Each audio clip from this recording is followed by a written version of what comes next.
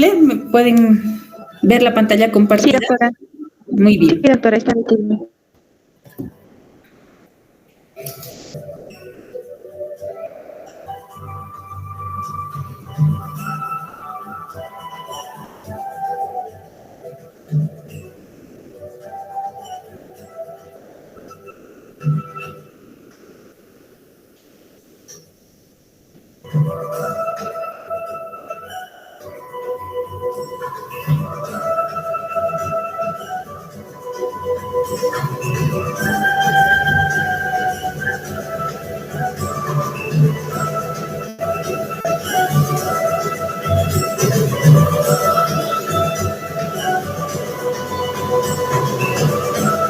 Muy bien.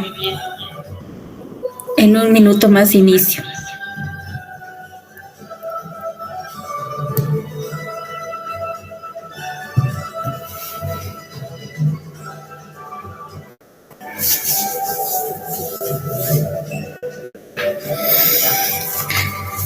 Bueno,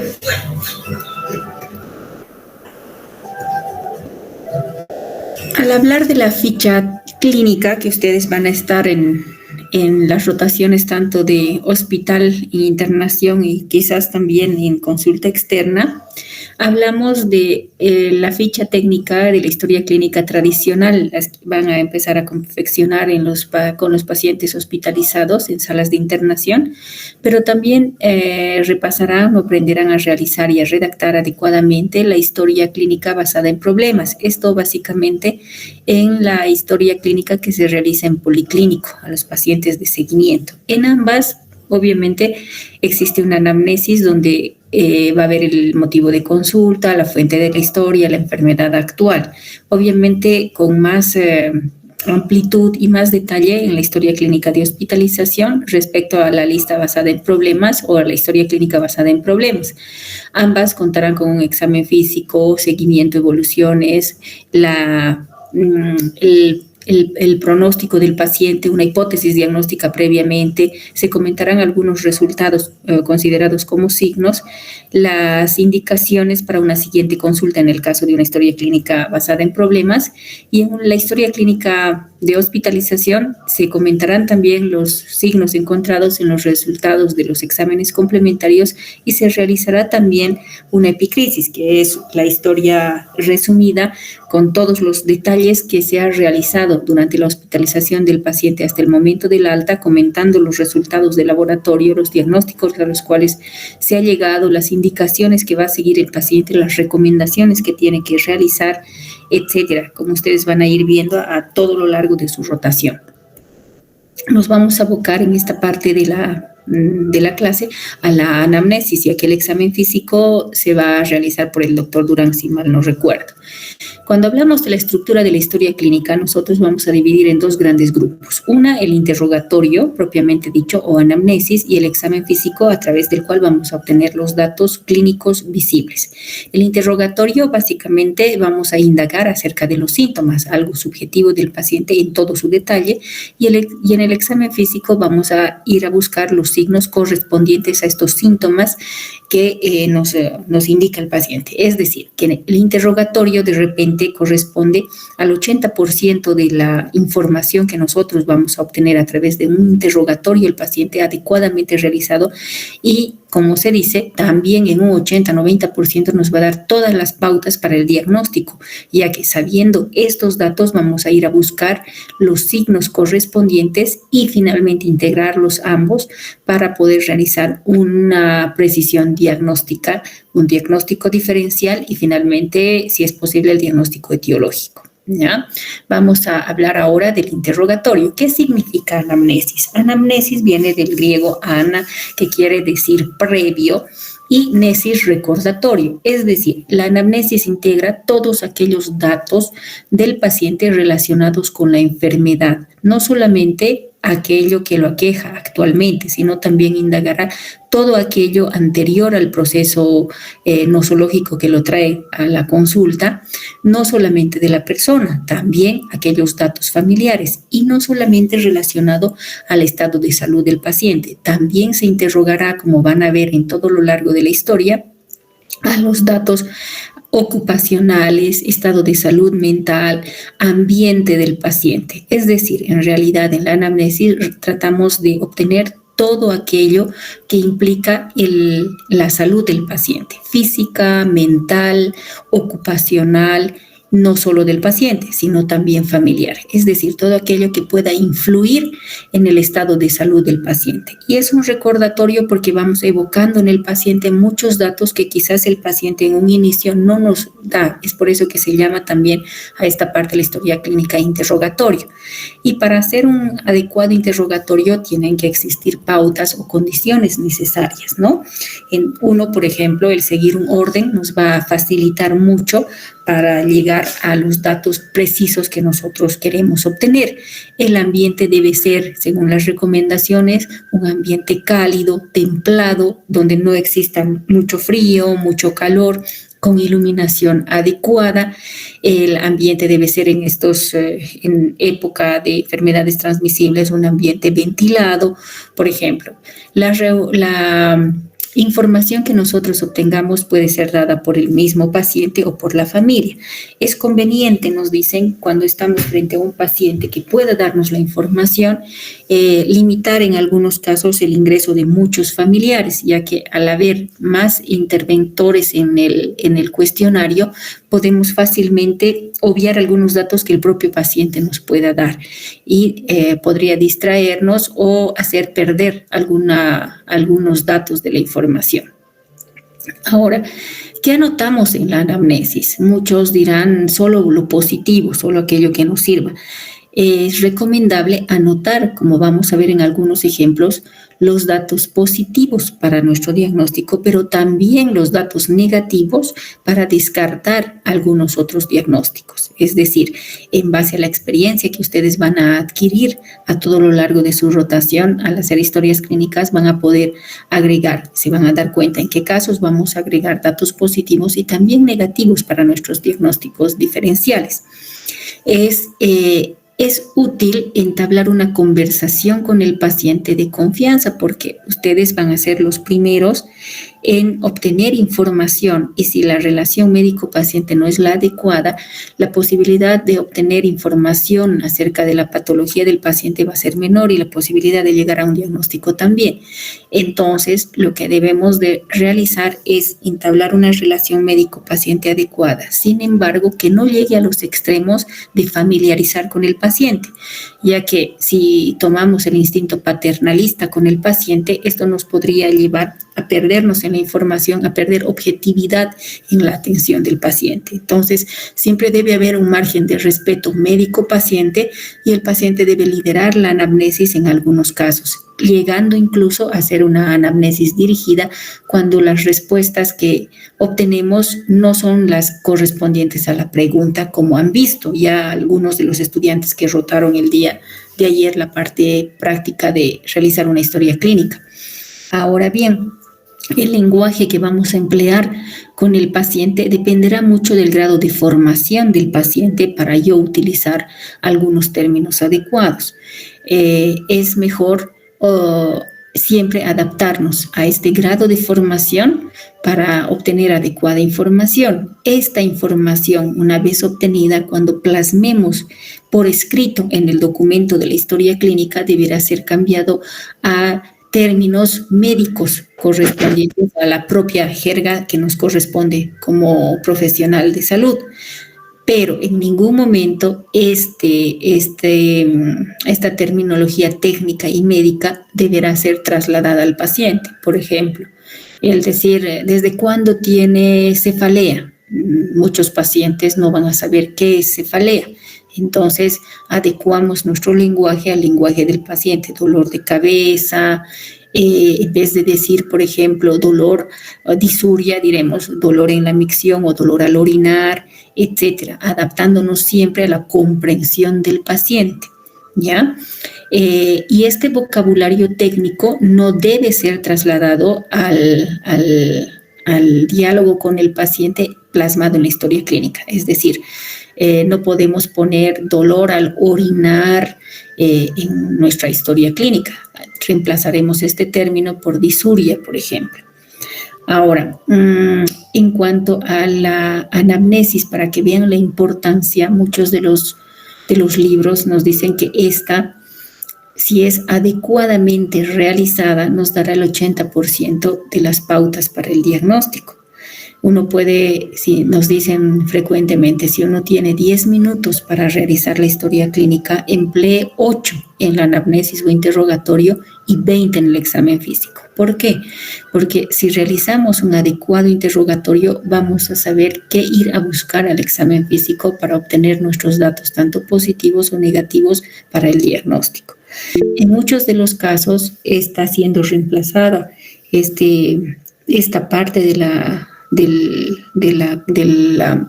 proceder clínico por los exámenes de diagnóstico. Sin embargo, no siempre más medicina es mejor, es decir, no por pedir muchos exámenes diagnósticos, imagenológicos, vamos a hacer más medicina. En las más de las veces, cuando esto está mal dirigido, al contrario de acercarnos a un diagnóstico, nos aleja y nos da datos imprecisos que nos hacen perder la parte objetiva a la cual queremos llegar. Si realizamos, por el contrario, una anamnesis y un examen físico adecuado, podremos solicitar algún examen de gabinete adecuado para ver la gravedad o diagnósticos diferenciales que obviamente nos van a facilitar de gran manera el diagnóstico. Otras consideraciones importantes que ya les había mencionado: la anamnesis siempre va a representar la mitad del diagnóstico, doctores, de ahí la importancia de la anamnesis o el interrogatorio. 1 hora de un buen interrogatorio siempre será mucho más importante que hacer 10 horas de exploración, perdiéndonos en búsqueda de signos que no vamos a saber interpretar.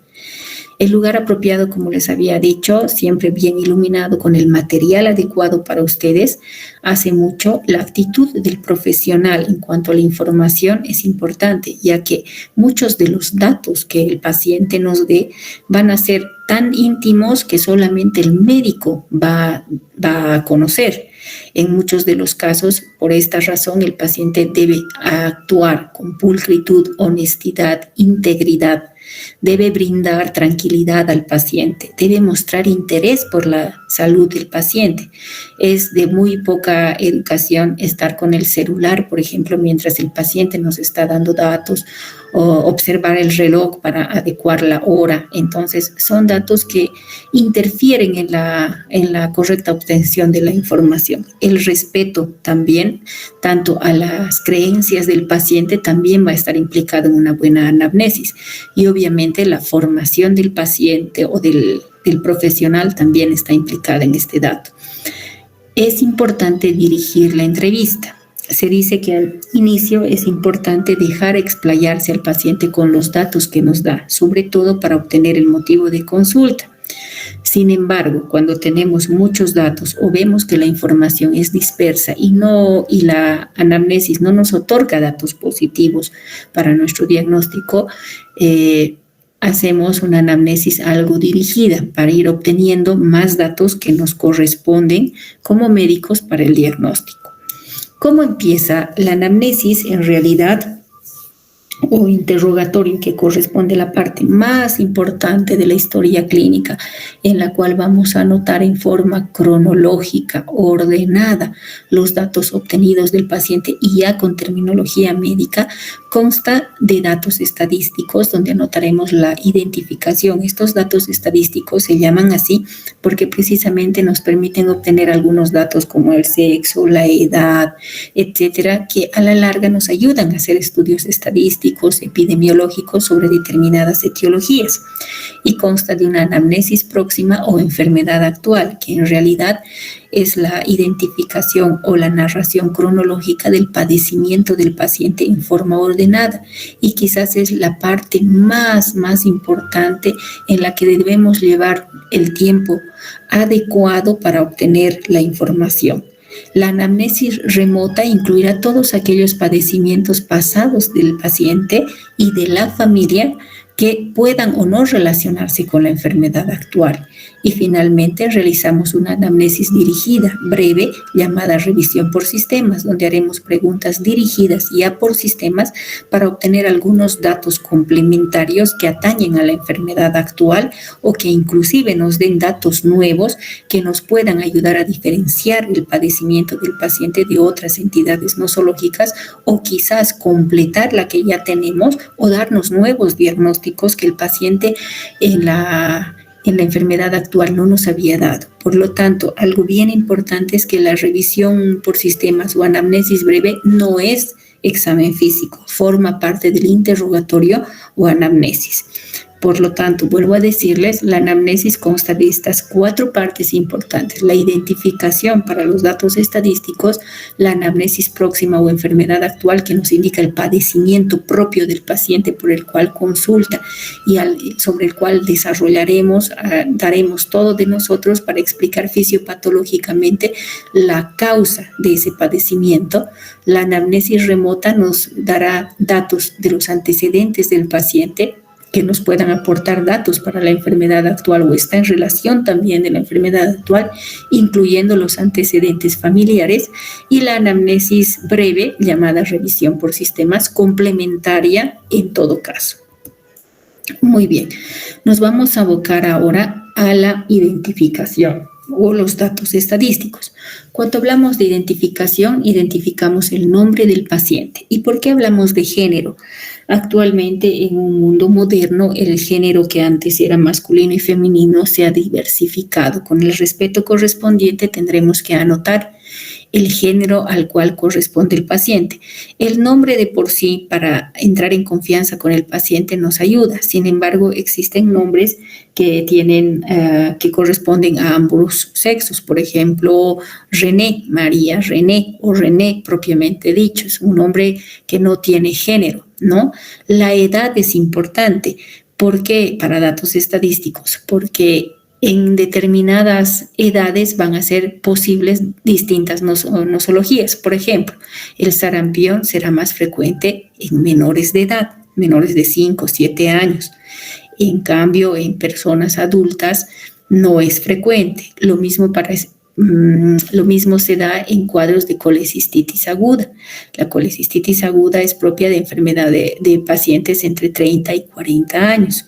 Lo mismo pasará con enfermedades relacionadas, por ejemplo, ocupacionales. Es por eso que anotamos también la ocupación.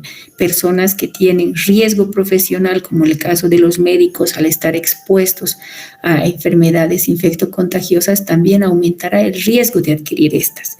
El origen y el lugar de nacimiento es importante y la residencia actual, no necesariamente solo el origen. Un paciente puede provenir, por ejemplo, de la ciudad de Potosí, ser nacido allá, originario de allá, pero residir más de 20 años en Cochabamba. Es importante anotar esto porque al adquirir o residir en otro lugar, adquiere los mismos riesgos epidemiológicos del lugar donde reside. Entonces es importante no solo anotar el lugar de origen, el lugar donde ha nacido, sino dónde reside actualmente y desde cuándo. Un ejemplo, paciente procedente de la ciudad de Potosí, pero residente en la ciudad de Cochabamba durante 25 años. Entonces, ¿qué quiere decir esto? Los factores de riesgo van a ser adquiridos en torno a la residencia actual. Tendrá los mismos riesgos de adquirir dengue, por ejemplo, si vive en Chapare, a diferencia de la persona que reside en Potosí, por ejemplo. La fecha de nacimiento también nos es importante porque nos ayuda a calcular, por ejemplo, la edad del paciente. El estado civil también. Es importante de anotar la ocupación del paciente ya mencionada anteriormente, la religión también, no solo por el hecho de ser católico, evangélico, protestante o testigo de Jehová, ya que determinadas religiones nos indica sobre todo la religión, el tipo de vida que tiene el paciente, el estilo de vida que tiene el paciente. Acuérdense ustedes que determinadas religiones solamente hacen que por estado de salud o su misma creencia rechazan algunos derivados, por ejemplo, hematológicos, como los testigos de Jehová, que rechazan, por ejemplo, la transfusión de hemocomponentes. O lo mismo pasará en algunas religiones que tienen determinado estilo de vida en cuanto a la alimentación, no comer carne de cerdo, etcétera. Entonces, la religión nos ayuda mucho para indagar ya indirectamente los factores de riesgo con los que cuenta el paciente. La escolaridad es importante anotar, sobre todo para utilizar el lenguaje adecuado para obtener la información. No será lo mismo un paciente que no ha cursado colegio ni escuela respecto a un paciente o una persona profesional, y aún así el lenguaje técnico deberá ser adaptado a la condición del paciente. El domicilio actual también es importante anotar, sobre todo respecto a la cercanía del centro hospitalario. No será lo mismo vivir, por ejemplo, en Quillacollo, estando el centro de salud en el centro de la ciudad. ¿Por qué? Para, en algún caso, el paciente con alguna patología que requiera cuidado o requiera riesgo, la distancia será mandatoria para internar ese paciente, por ejemplo, con algún factor de riesgo. No será lo mismo llegar desde la zona de la Recoleta al centro que llegar de Quillacollo. Entonces, hasta la distancia para volver a observar al paciente o hacer un seguimiento nos ayuda el dato del domicilio actual, ¿no? El familiar responsable es importante. En muchos de los casos van a encontrarse ustedes con pacientes que no tienen familia, solamente cuidadores o familiares que sí son bastante cuidadosos. Entonces, el responsable de la persona nos es importante en cuanto para ubicar en cualquier contingencia que pueda tener el paciente, cualquier eventualidad en la cual requiramos alguna autorización, por ejemplo, para un procedimiento quirúrgico o algún procedimiento invasivo. Entonces, familiar responsable, estando el paciente delicado, ese dato del familiar será muy importante. La fecha de elaboración de la historia clínica también. ¿Por qué? Porque un paciente puede entrar en una determinada condición nosológica, es decir, entrar consciente, vigil, atento y orientado. Secundario, por ejemplo, ¿en qué casos tenemos o nos es importante este dato? Cuando tenemos traumatismos cráneoencefálicos, donde el paciente ha sufrido un accidente automovilístico o un golpe o una agresión, donde el paciente de inicio puede empezar a estar vigil, atento, orientado, y en el transcurso de las horas variar esto hasta llegar al coma. Entonces, la fecha y la hora de la historia clínica nos es importante porque en las evoluciones correspondientes o subsiguientes, este estado al ser variable debe ser correctamente identificado. Acuérdense que la historia clínica es un documento médico, pero también legal. Entonces, donde se plasmará toda la condición del paciente de acuerdo al inicio, cómo llegó, a qué hora estaba en esa condición y en qué momento el paciente empezó a tener alteración, por ejemplo, en el estado de salud, que inclusive le puede llegar a fallecer, ¿no? Que puede llevarlo al fallecimiento. Una cosa importante, el segundo acápite que forma parte de la historia es la fuente de la historia, o sea, quién nos da los datos acerca del paciente.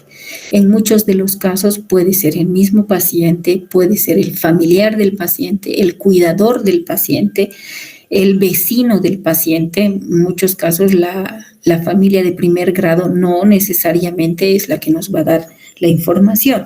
Y algo bien importante es la confianza que merece esta información. No necesariamente al ser el paciente el que nos da la información va a merecer confianza.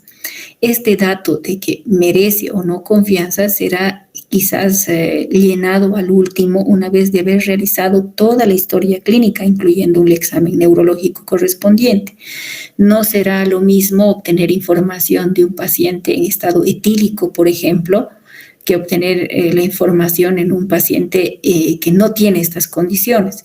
La confianza que merece en un paciente etílico, por ejemplo, será relativa debido al estado en el cual está el paciente. Lo mismo pasará en aquellos pacientes inconscientes, donde la fuente de la historia de repente sea el vecino, la persona que lo encontró de forma inconsciente, etcétera. Y la confianza que merece será relativa, o que merece confianza, o que no merece confianza. Como les digo, este acápite será anotado quizás al final, ¿no? La fuente de la historia, entonces podemos poner el paciente que merece confianza relativa o no merece confianza. Lo mismo pasará con el cuidador, el familiar cercano, etcétera. Dentro del otro acápite importante, venimos a hablar del motivo de consulta. El motivo de consulta es el origen del padecimiento. El paciente generalmente, lo primero que nos manifieste, ese será el motivo de consulta. Muchos de los estudiantes de la práctica de ayer, por ejemplo, lograron obtener esta información a medida que el paciente se expresaba en forma libre, en forma con el tiempo correspondiente, ¿no? El motivo de consulta será quizás el dato más importante para nosotros, porque en base a este dato realizaremos todo lo que es la enfermedad actual. Si el motivo de consulta no está bien identificado, la enfermedad actual será mal elaborada, la hipótesis diagnóstica y el examen físico también, por lo tanto, el diagnóstico será alejado de la verdad. Por lo tanto, el obtener el motivo de consulta en el paciente de forma certera y correcta nos va a dar mucha luz para el diagnóstico. Ahora bien, en el motivo de consulta o problema principal que lo lleva al paciente a su consulta, las más de las veces es el dolor. Ustedes mismos han identificado ayer, muchos de los estudiantes de la práctica, que de la cantidad de pacientes que hemos visto, la mayoría, el motivo de consulta era dolor, ubicado en cualquier lugar, pero era dolor. Es por eso que ustedes a lo largo de la enfermedad actual y vamos a caracterizar a esta entidad, al dolor. Ahora, en los libros nos aconsejan el anotar el motivo de consulta en los términos del paciente. Esto no se refiere a anotar, por ejemplo, dolor en los riñones, sino el adecuar y interpretar exactamente a lo que se refiere el paciente. Y es así que van a tener ustedes términos ambiguos como mareo, donde tenemos que indagar qué es mareo para el paciente para poder anotar de manera adecuada y certera el motivo de consulta, ¿no? A eso se refiere término del paciente. En otros casos nos indican anotar inclusive entre paréntesis lo expresado por el paciente, que no necesariamente va a tener la misma interpretación para un especialista respecto a otro. Entonces, conforme vayamos diseñando en mayor cantidad las historias clínicas, vamos a saber adaptar y poder interpretar el verdadero motivo de consulta. También ustedes verán a lo largo de su rotación que existen pacientes que tienen varios motivos de consulta. ¿Cuáles? ¿En qué lo puedo ayudar? Por ejemplo, una pregunta abierta para que el paciente nos exprese el motivo de consulta.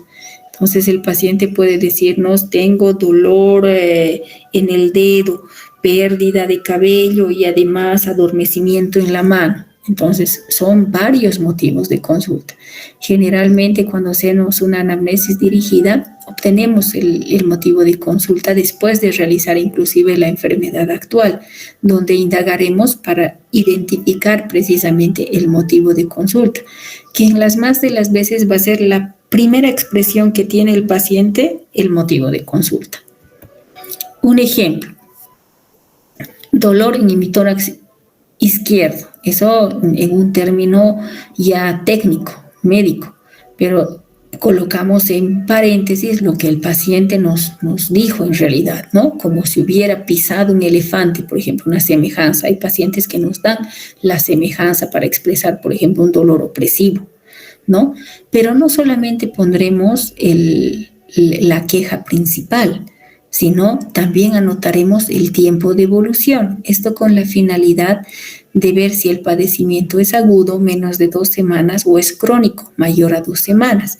Por ejemplo, dolor en hemitórax izquierdo de 1 hora de evolución. O podremos poner dolor opresivo en hemitórax izquierdo de 1 hora de evolución, con mayor precisión. Lo mismo será cuando hablamos de una deposición melénica. El paciente quizás nos exprese como deposición negra, pastosa y maloliente. Entonces, para nosotros esto corresponde a una deposición melénica. Entre paréntesis o colocaremos la expresión propia del paciente y nuestra interpretación técnica. Lo mismo al hablar de disoria, que el paciente expresará de repente como dolor al orinar, o polaquiuria, y el término técnico para hablar de orina en aumento en frecuencia, ¿no? Orinar muy seguido, por ejemplo, que es lo que nos expresa el paciente. Entonces, en algunos de los casos adaptamos ese término del paciente a un término técnico propio para la historia clínica.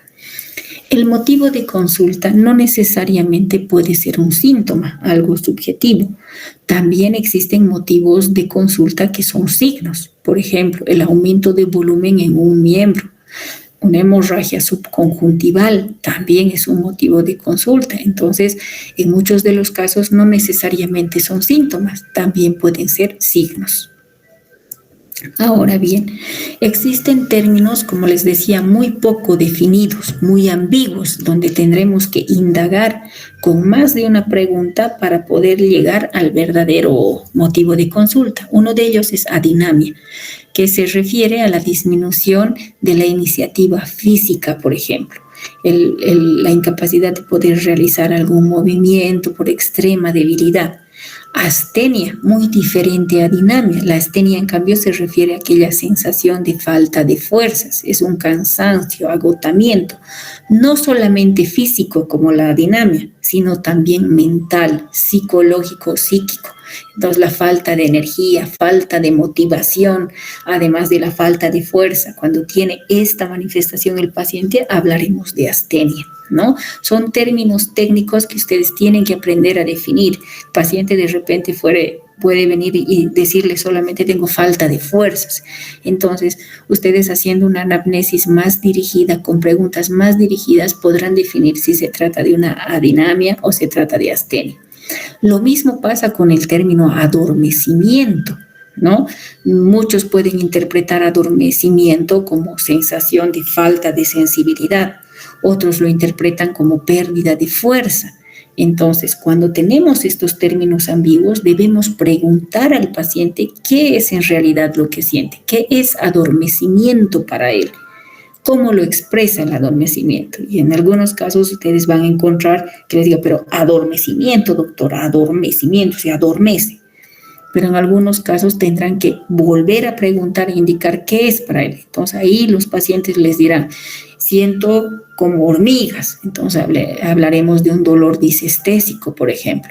O nos dirán, es que no siento cuando me tocan. Entonces hablarán de anestesia o hipoestesia cutánea, por ejemplo. Entonces, para llegar a colocar el motivo de consulta, ustedes deben interpretar adecuadamente a qué se refiere el paciente con ese síntoma y no sobreentender su concepto sobre la del paciente. Ese es un error común que nos lleva a errores diagnósticos. Otro término ambiguo es el término mareo. Todos han escuchado ese término, pero no para todos mareo es lo mismo. Y es así que realizados en muchos estudios, mareo, por ejemplo, nos dice un término que nos dice todo y un término que al final no nos dice nada. Para muchos, mareo es vértigo. Entonces, cuando yo pregunto al paciente, le digo, ¿qué es mareo para usted? Muchos nos dirán, siento sensación de giros, me gira la cabeza. Entonces, ahí hablaremos de vértigo. Pero para otros, mareo es sensación de desequilibrio. Es que, doctor, cuando estoy caminando, siento que me voy a un lado o me voy al otro, y a eso llaman mareo, y no necesariamente han sido los giros denominado vértigo. Entonces, el mareo para ese paciente corresponde a desequilibrio. Para otros, en cambio, mareo corresponde a sensación de desvanecimiento. Doctor, me levanto de la cama, se nubla la vista y siento caerme. Entonces, a eso llaman mareo. Y para otros es un término no bien definido. ¿Qué es mareo para usted? no es que me duele la cabeza, siento que mi cabeza se agranda, me siento diferente. Entonces es un mareo mal definido. ¿Y por qué es importante el entender o interpretar bien el síntoma del paciente? Porque nos va a enfocar a distintas partes del organismo, a distintas etiologías. Por ejemplo, cuando hablamos de vértigo o giro, nos hará referencia al sistema otoaudiológico o puede tratarse de un vértigo central, a trastornos cerebelosos, por ejemplo, o de tronco.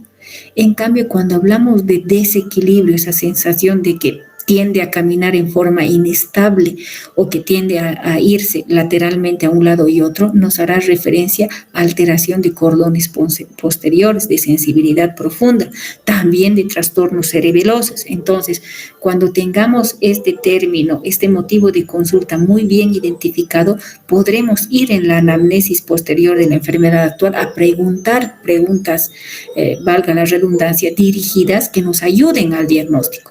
En cambio, lipotimia, esa sensación de desvanecimiento, nos hará referencia a problemas cardiovasculares, por ejemplo, a síncope, lipotimia, a alteraciones en la volemia, etcétera. Y el mareo mal definido propio de aquellos pacientes ansiosos o depresivos. Entonces, como ven ustedes, el identificar bien el motivo de consulta nos va a ayudar a identificar incluso las posibles causas de ese padecimiento y nos va a ayudar a preguntar, a descartar o a confirmar patologías en la enfermedad actual. Pero si nosotros, por ejemplo, cuando el paciente nos dice mareo, interpretamos para nosotros, sí, le debe girar las cosas, estamos interpretando nosotros como vértigo, pero el paciente se había referido a lipotimia, a sensación de caída inminente. Entonces nosotros vamos a estar interpretando, buscando trastornos centrales, neurológicos o otovestibulares y vamos a evitar y vamos a perdernos en el diagnóstico y nos vamos a pasar por alto un trastorno cardiológico que pone en riesgo la vida del paciente, por ejemplo, solo por no haber interpretado bien el motivo de consulta. Es por eso que el motivo de consulta tiene importancia vital para realizar la enfermedad actual. Muy bien, la anamnesis próxima o la enfermedad actual. Esta parte de la historia corresponde a una narrativa cronológica, ordenada, ya con terminología médica del padecimiento por el cual el paciente ha ido a consultar con ustedes.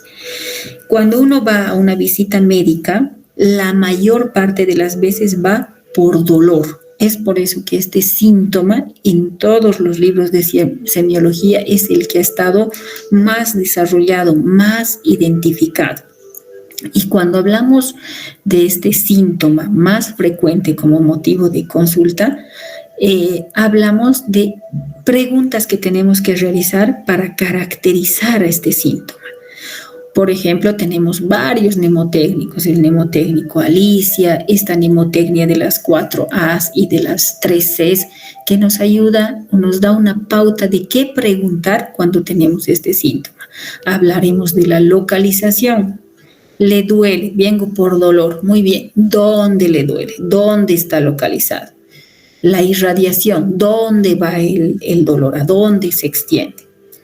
Los agravantes, ¿cuáles son los factores que aumentan el dolor? Los atenuantes, ¿qué disminuye el dolor? Agravante, por ejemplo, aumenta el dolor de cabeza cuando tengo accesos de tos. Se atenúa cuando estoy en reposo. Los síntomas acompañantes, además del dolor de cabeza, tengo fiebre, tengo malestar general, tengo dolor articular, o sea, acompañantes. La cantidad o la intensidad del síntoma. Y entonces, esta cantidad o intensidad del síntoma va a ir variando de acuerdo al motivo de consulta. Si es dolor, por ejemplo, tendremos la escala análoga de EVA, como vamos a ir desarrollando. Pero en casos de disnea, por ejemplo, sensación de falta de aire, ahí no podremos decir 0 sin disnea, sin falta de aire y no puede ser. Entonces la cantidad o la intensidad se van adecuando al tipo de síntoma que vamos a identificar. La calidad o cualidad o característica, por ejemplo, del dolor. ¿A qué se parece el dolor? ¿Es un dolor quemante? ¿Es un dolor tenebrante como un taladro? ¿Es un dolor lancinante como una lanza? Como vamos a ir viendo. La cronología es importante. El inicio, ¿hace cuánto se inició? ¿Cómo ha ido evolucionando, ha ido aumentando ese dolor, se ha ido atenuando ese dolor?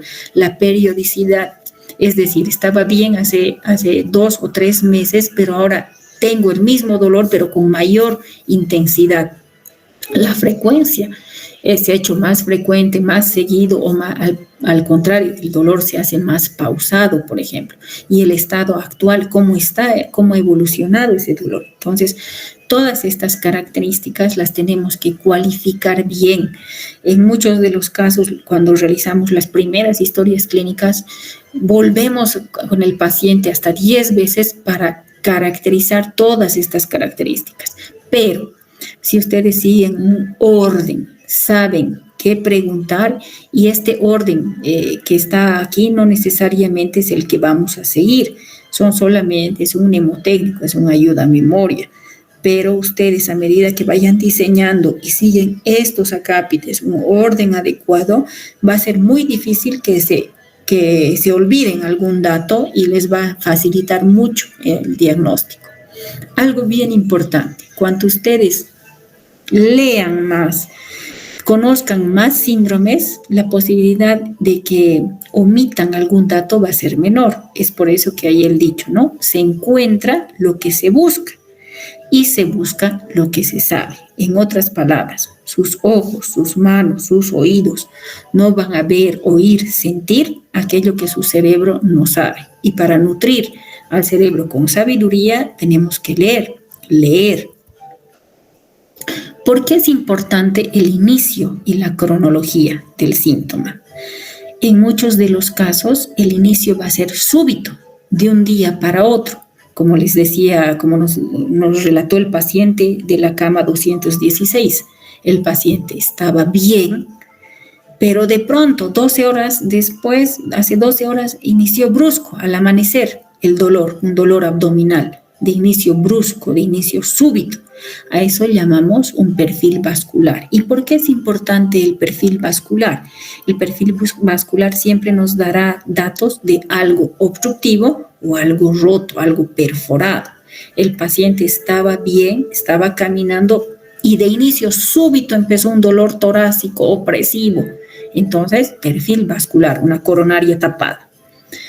El paciente estaba muy bien, en la noche se alimentó bien y a las 5 de la mañana un dolor abdominal agudo, súbito, de intensidad creciente, un infarto mesentérico, por ejemplo, una úlcera perforada, un aneurisma de aorta roto, inicio súbito, perfil vascular. Y estaba bien el paciente y empezó el cuadro. Eso siempre es importante porque denotará una emergencia, algo que pone en riesgo la vida del paciente, y de no ser solucionado o identificado en la primera hora, el paciente puede llegar a fallecer. Entonces, el preguntar el inicio y la forma de inicio es lo más importante que ustedes deben realizar para catalogar al paciente como urgencia o emergencia, que vamos a ver las diferencias. Ahora, puede tratarse también de un cuadro crónico, pero que se agudizó. Empezó hace 3 días el dolor abdominal, pero hace 12 horas el mismo dolor se ha intensificado, como ocurre, por ejemplo, en los casos de una coledocolitiasis, de un cálculo renoureteral, por ejemplo. Y tenemos la otra forma de inicio, una forma de inicio lenta, empezó hace 4 días y se mantuvo y empezó a aumentar. Entonces ese es un perfil no vascular, que denotará una urgencia, es decir, es una nosología importante, pero no pone en riesgo la vida del paciente, es decir, tengo tiempo para actuar en las siguientes horas, ¿no? Y puede tratarse, por ejemplo, de un cuadro crónico. ¿Y por qué es importante esto? Precisamente porque nos ayudará a distinguir una emergencia de una urgencia.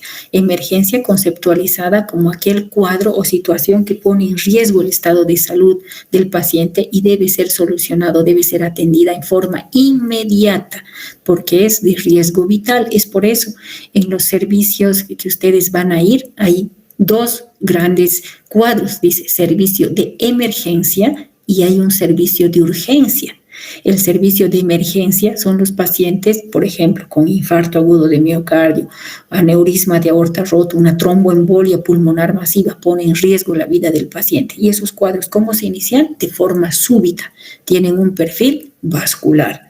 Diferente a la urgencia, un cuadro larvado, una situación que no pone en riesgo la vida del paciente, no pone en riesgo vital. Por ejemplo, un cuadro ulceropéptico, una gastritis, dolor abdominal urente, de días de evolución que ha ido incrementando. Ojo que este cuadro catalogado como urgencia también puede pasar a una emergencia. Empezó con un cuadro gástrico, luego pasó a una úlcera y finalmente se perforó. Estaba bien el paciente hace 2 semanas, se dio tratamiento, pero hace 2 horas el paciente empieza con un dolor abdominal súbito, de intensidad creciente, con hematemesis. Entonces eso ya no es una urgencia, se convierte en un perfil vascular, ya denota una emergencia.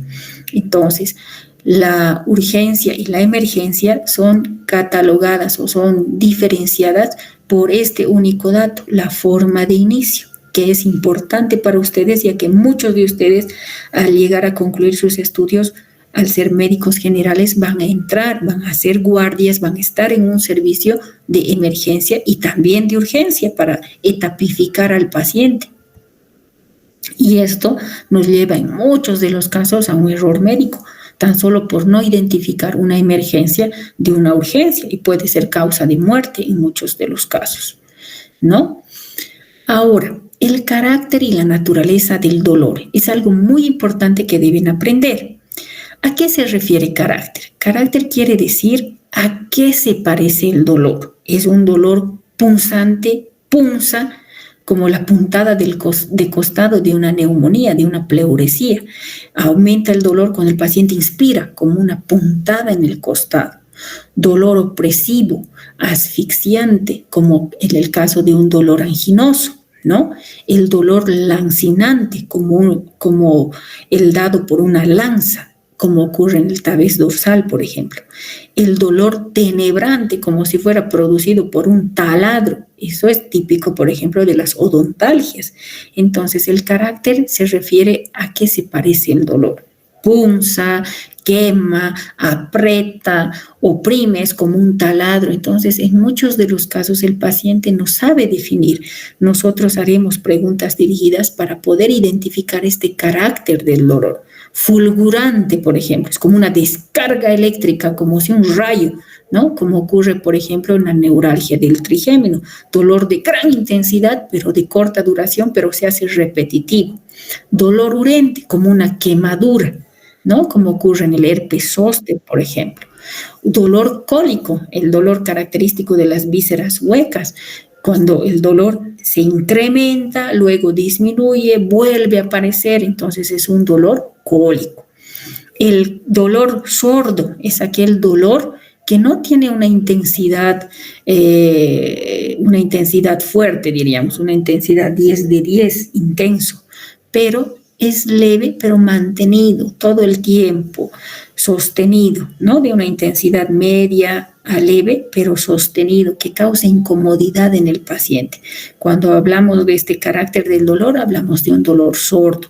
El dolor pulsátil, como un corazón, ¿no? Como cuando nos golpeamos o nos hacemos agarrar el dedo con la puerta del auto, el dedo, ¿cómo queda? Con un dolor pulsátil. El dolor de la migraña, un dolor como un latido del corazón en la cabeza. Entonces, dolor pulsátil. Ahora bien, no solamente hablamos del carácter del dolor cuando identificamos el síntoma dolor, sino también el mecanismo del dolor, la naturaleza del dolor. Y van a ver ustedes la importancia de esto, porque ahí vamos a caracterizar 2 tipos de dolor. Un dolor que se debe a la alteración nociceptiva, a identificar el dolor en cuanto al lugar del dolor, y otra alteración ya patológica donde se produce el dolor en la transmisión del dolor. Y es así que hablamos de dos tipos de dolor. El dolor nociceptivo, que se origina por alteración, por irritación de los nociceptores. Y esto siempre, el dolor, acuérdense que es una respuesta fisiológica natural a una noxa. Por ejemplo, el quemarse por una vela estimula a un nociceptor y nos obliga como mecanismo de defensa a alejarnos del dolor. A ese tipo de dolor hablaremos o nos referiremos como un dolor nociceptivo, que puede ser parietal cuando se origina en la piel, en el músculo, en las articulaciones, en el hueso, o visceral cuando se origina por inflamación, isquemia, etcétera, de una víscera hueca. Pero cuando hablamos de una alteración en la transmisión del dolor, ya sea en el nervio periférico, a nivel de la médula o a nivel central, ya como una respuesta ya no fisiológica, sino patológica, hablaremos del otro tipo de dolor, que es el dolor neuropático. Entonces, cuando hablamos de la naturaleza o el mecanismo de producción del dolor, hablaremos de un dolor nociceptivo y el dolor neuropático. Muy importante para interpretar la causa y para ayudarnos en el diagnóstico. El dolor nociceptivo, como bien lo había dicho, puede ser parietal o visceral, muy diferente del dolor neuropático. El dolor nociceptivo es una respuesta fisiológica, normal, de defensa, pero el dolor neuropático es una respuesta patológica en la transmisión del dolor, ya sea en el nervio periférico, el ganglio de la raíz dorsal, en la médula o inclusive a nivel central. Muy diferente al dolor parietal, que se debe a estímulo en los nociceptores, por ejemplo, la quemadura, la fractura, una herida lacerante, etcétera, o la isquemia o inflamación de una víscera. Esto nos dará un dolor fisiológico, una respuesta fisiológica, un dolor nociceptivo. ¿Por qué llamamos dolor nociceptivo o somático? Porque precisamente se origina o se debe a la irritación, ya sea en la dermis, en el músculo, en las articulaciones o en los huesos. Este tipo de dolor se originará por alteración de los mecanorreceptores estimulados a nivel superficial o tal vez profundo cuando se trata de articulación o músculo. Termorreceptores, por ejemplo, para la temperatura, el quemarse con una vela, con agua caliente o con el frío. Los nociceptores polimodales, por ejemplo, a estímulos mecánicos, la elongación, por ejemplo, en un esguince. Y receptores dormidos, estímulos químicos, por ejemplo, la quemadura con ácido, etcétera, estimularán a los nociceptores químicos que nos darán un dolor localizado. ¿Y por qué se caracteriza este dolor? Primero, porque predominantemente el dolor somático originado en estructuras como la dermis, el músculo, el hueso, las articulaciones, generalmente se transmiten por fibras gruesas, mielínicas. El carácter del dolor es un dolor agudo, es de comienzo y finalización rápidos. Mientras yo estoy expuesto a la noxa, va a durar el dolor. Si pongo mi dedo a la vela, va a iniciarse durante la exposición a la vela. Retiro mi dedo y ya no va a haber dolor. Entonces tiene un carácter agudo, de comienzo e inicio súbitos, ¿no? Los límites van a ser bastante precisos. El paciente les va a decir dónde le duele con el dedo. Por ejemplo, si ha tenido un esguince, les va a marcar el lugar del dolor. Si tiene una quemadura o una fractura, el paciente les va a indicar con un dedo el lugar del dolor. Por eso se caracteriza el dolor somático, ¿no? Y los mecanismos, por lo tanto, van a ser traumatismos, temperaturas extremas, inflamación. El paciente les va a indicar dónde le duele. La odontalgia, lo mismo, les va a indicar el lugar donde le duele. Diferente quizá al dolor visceral. Si también este dolor es un dolor nociceptivo, tiene características bastante diferentes. debido esto al desarrollo que tiene, por ejemplo, el tubo digestivo. El crecimiento va a ser longitudinal y por diverticulación. Entonces, la ubicación generalmente del dolor va a estar alejada del lugar de origen. Esto debido al desarrollo. Ustedes acuérdense, en embriología el tubo digestivo se desarrolla a partir del intestino anterior, medio y posterior, dando origen a distintas estructuras mencionadas en la diapositiva. Es así, por ejemplo, el dolor que se origina de vísceras originadas del intestino anterior, es decir, esófago, estómago, duodeno, hígado y vesícula biliar, se va a referir el paciente a un dolor a nivel epigástrico.